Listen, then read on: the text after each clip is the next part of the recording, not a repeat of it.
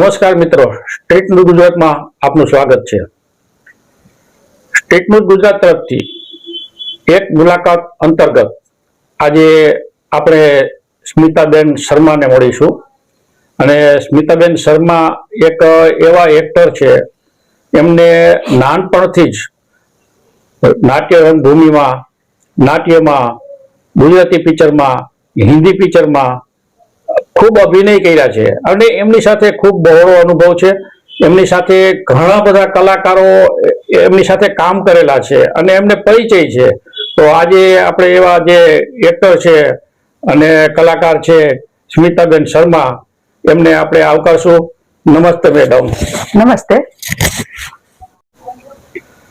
તો સ્મિતાબેન, આજે તમે જે નાટ્ય ક્ષેત્રે કામ કર્યા છે, તો કેટલા વર્ષ પહેલા અને કઈ સાલથી તમે, કેટલી ઉંમરે તમે આમાં જોઈન્ટ થયા એની વાત કરશો?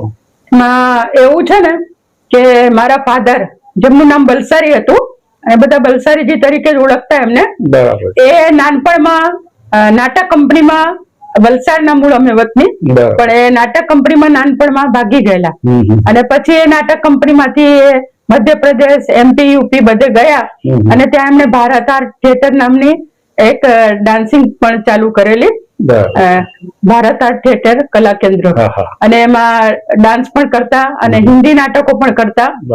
અને એવી રીતે મારી મમ્મી સાથે એમને મેરેજ કર્યા અને ત્યાર પછી હું 5 વર્ષની હતી અને ત્યારે મારા મમ્મી ઓફ થઈ ગયા, એટલે મારા ફાધર અમને લઈ અને પાછા ગુજરાતમાં આવી ગયા, વલસાડ આવી ગયા પાછા, અને એ પછી અહીંયા ગુજરાતી નાટક કંપનીમાં કામ કરવા લાગ્યા। ત્યારે એમ કરતા કરતા અમે સાથે જ રહેતા અને લગભગ 8 વર્ષની ઉંમરે મેં સૌ પહેલા નાની શેરણીનો રોલ કરેલો ગુજરાતી નાટકમાં, અને એ પછી સોનબાઈની ચુંદડી એ નાટકમાં મેં કામ કરેલું અને સોનબાઈની ચુંદડી નાટક એટલો બધો ચાલેલો કે જેની કોઈ સીમા નહીં અને એને બહુ પ્રસિદ્ધિ અપાયેલી, એટલે એ નાટકમાં મેં કામ કર્યું। એ પછી લવકુશમાં, રામ રાજ્ય, શેઠ સગાડશા, એમાં તેલૈયો, પછી સર્વોદય, ઈશ્વરે ઘર બદલ્યું, બધા નાના બાળકોના જેટલા જેટલા રોલ હતા એ બધા આવતા, એ બધા હું કરતી હતી ત્યારે। ખૂબ સરસ। અને એમ કરતા કરતા અમે પછી નાટકમાં બધું શીખી ગયા કામ કરતા, અને અમારી જે નાટ્ય સંસ્થાઓ હતી બધી એ લગભગ 30 જેટલી નાટ્ય સંસ્થાઓ હતી। એક એક સંસ્થામાં 30 થી 40 કલાકારો કામ કરતા હતા અને 7-8 લેડીસો હતી અંદર। અને અમે શું છે, ઓલ ગુજરાતના બધા ગામડાઓમાં ફરેલા, એક ગામમાં 4 મહિના, એક ગામમાં 6 મહિના, કોઈ મોટું સિટી હોય તો ત્યાં વધારે રોકાવાનું થાય, એવી રીતે અમે બધા એમાં એવી રીતે હું કામ કરતી હતી। અને પછી ધીમે ધીમે આગળ જતા જેમ જેમ ઉંમર થતી ગઈ એમ એમ પછી મોટા રોલ કરવા લાગી। એ સમયે તો પગાર પણ બહુ ઓછા હતા અને મારા ફાધર ને 100 રૂપિયા પગાર હતો અને મેં બાળ કલાકાર તરીકે શરૂઆત કરેલી ત્યારે મારો 30 રૂપિયા પગાર હતો। એટલે એ રીતે પછી શરૂઆત કરી અને એ પછી અમે બધી નાટ્ય સંસ્થાઓમાં એ રીતે કામ કર્યું।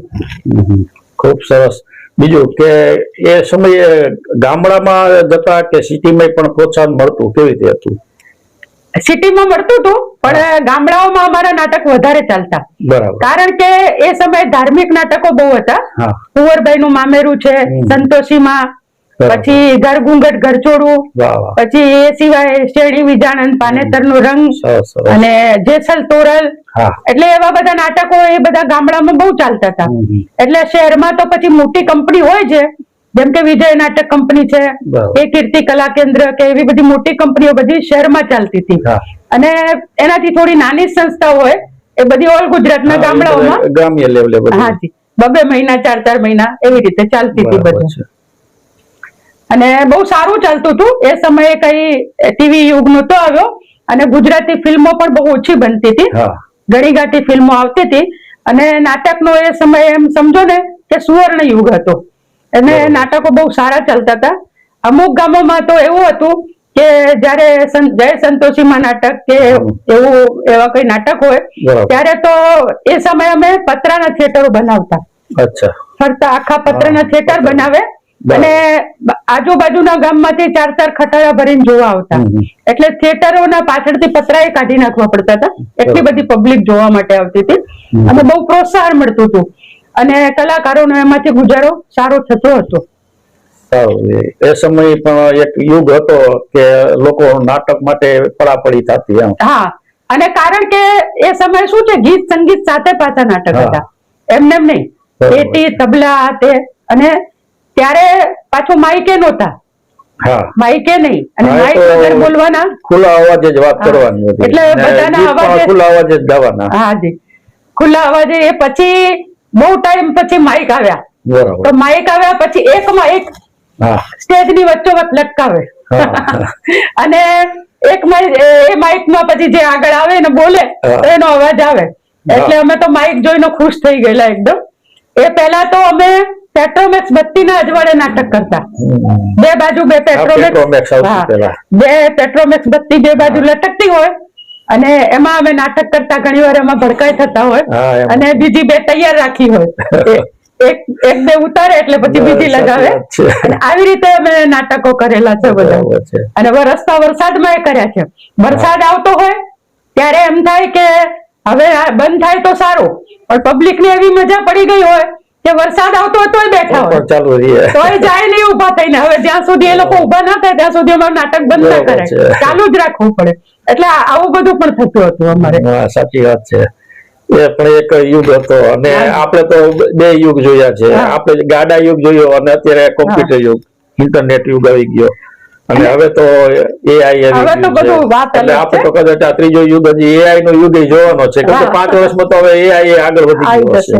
અને એ સમયે શું હતું કે ગામડાઓમાં શું હતું કે ચારે બાજુ છે ને તો ખાડા ખોદી અને વચ્ચે ખુરશીઓ રાખતા.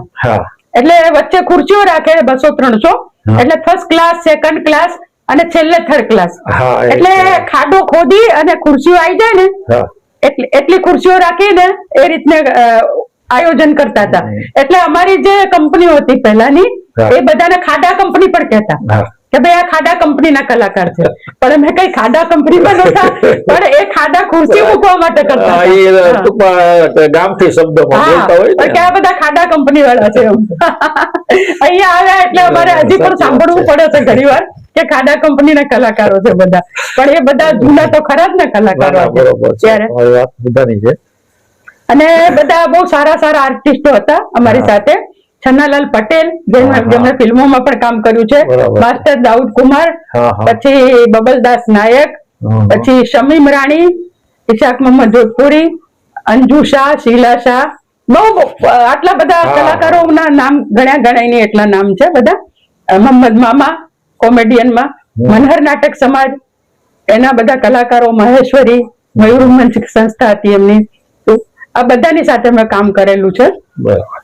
હવે અત્યારે તો આપણે માનો કે ફિલ્મ યુગ આવી ગયો, પણ એ સમયે કોમેડી નાટક થતા.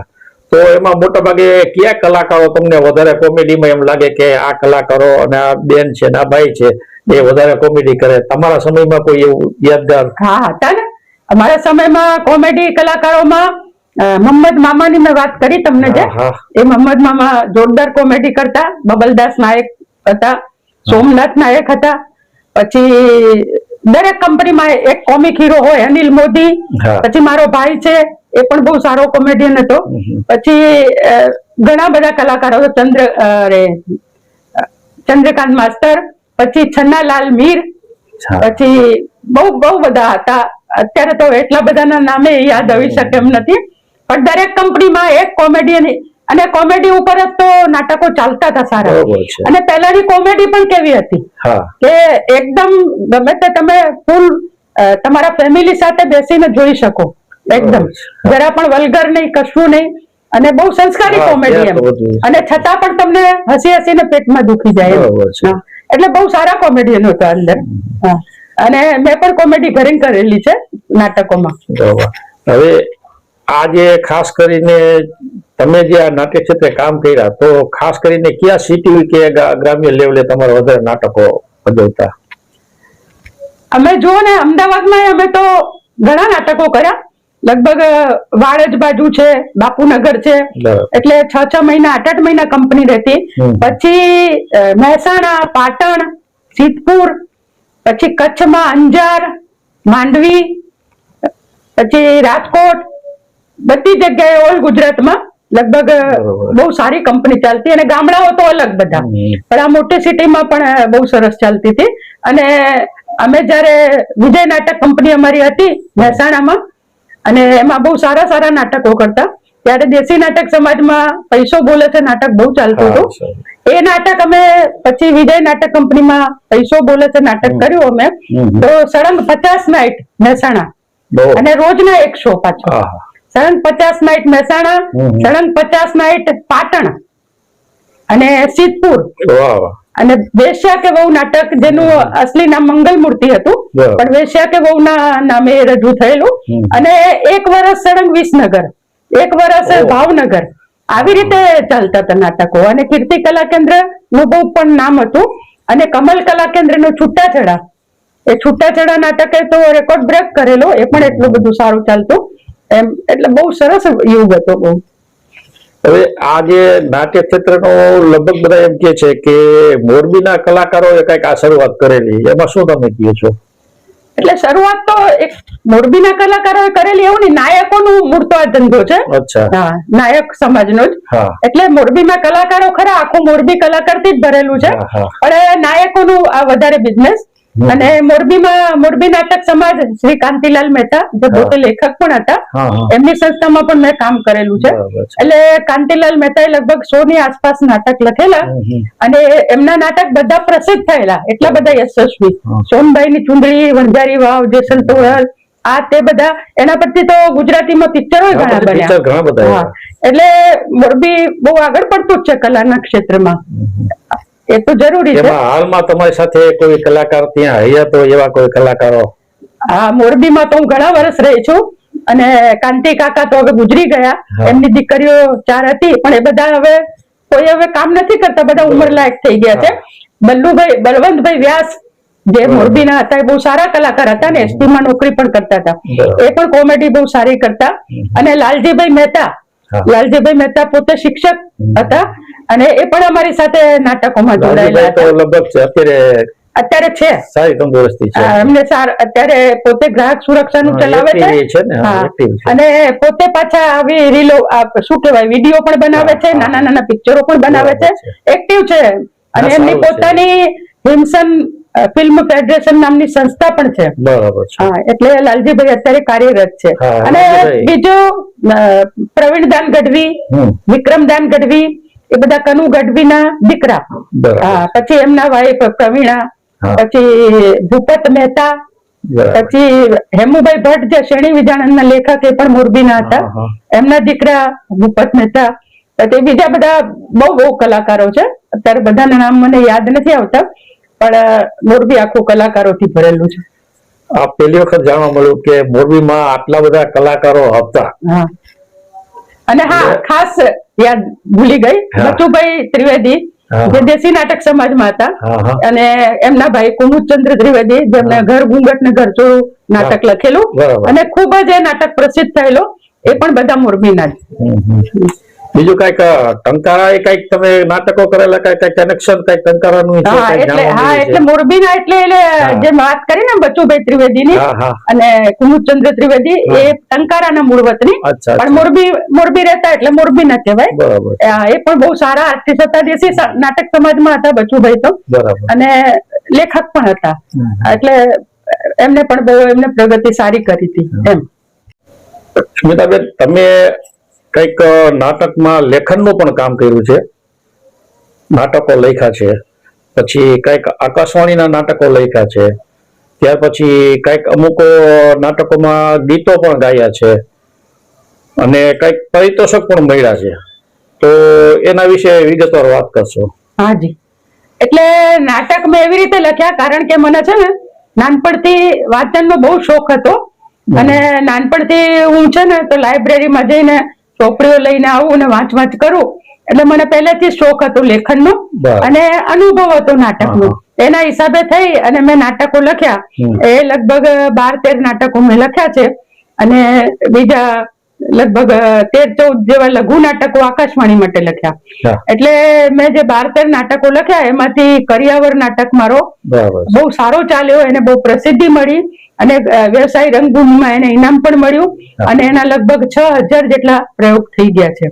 અને જે જૂની રંગભૂમિમાં એક મહિલા લેખક તરીકે એટલું વળી સારું છે કે મને સન્માન મળ્યું છે કે હું એક જ છું. બરાબર. અને અત્યારે પણ કરિયાવર નાટક એટલું યશસ્વી છે કે અત્યારે પણ જેટલા નાની નાની સંસ્થાઓ છે એ લોકો બધા જે લોકો નાટક કરે છે એ કરિયાવર જ નાટક કરે છે અને એમાંથી એમની રોજી રોટી ચાલે છે. એટલે સારું છે એમાં. એટલું થયું. એ સિવાય બીજા પણ નાટકો લખ્યા છે, પણ હવે શું છે કે બધું મોઢે યાદ રહેતું નથી. બરોબર છે. બીજું આકાશવાણીમાં તમે લખ્યા છે એની પણ વાત કરી કઈ? હાજી, આકાશવાણીમાં મેં નાટક લખ્યા, એ લઘુ નાટકો લખ્યા છે બધા, કલાકના, પોણો કલાકના એવી રીતે. અને ત્યાં પણ સારી રીતે થયા નાટકો. અને બીજું આકાશવાણીમાં મેં સિંગર તરીકે પણ મેં ઓડિશન આપેલું જૂની રંગભૂમિના ગીતો માટે. તો 5 વર્ષ સુધી મેં જૂની રંગભૂમિના ગીતો પણ આકાશવાણીમાં ગાયા છે. હા, એટલે એટલું ત્યાં મારું એટલું કામ થયું.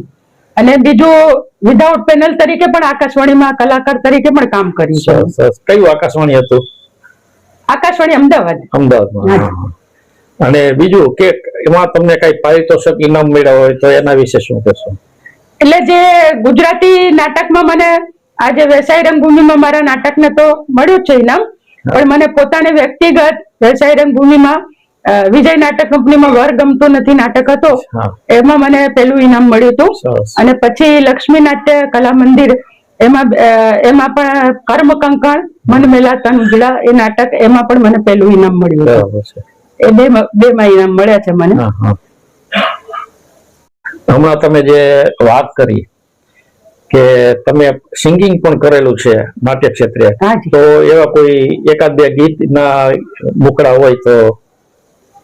એટલે આખેડી લજ્જા કેવાય શોભે ઘૂંઘટડો, આ તો લાખેડી લજ્જા કેવાય શોભે ઘૂંઘટડો, ચંદ્ર જાણે વાદળમાં છુપાય શોભે ઘૂંઘટડો, મને થાતી મૂંઝવણી ને આંખો રૂંધાય, મને થાતી મૂંઝવણી ને આંખો રૂંધાય શોભે ઘૂંઘટડો, આ તો લાખેડી લજ્જા કેવાય શોભે ઘૂંઘટડો.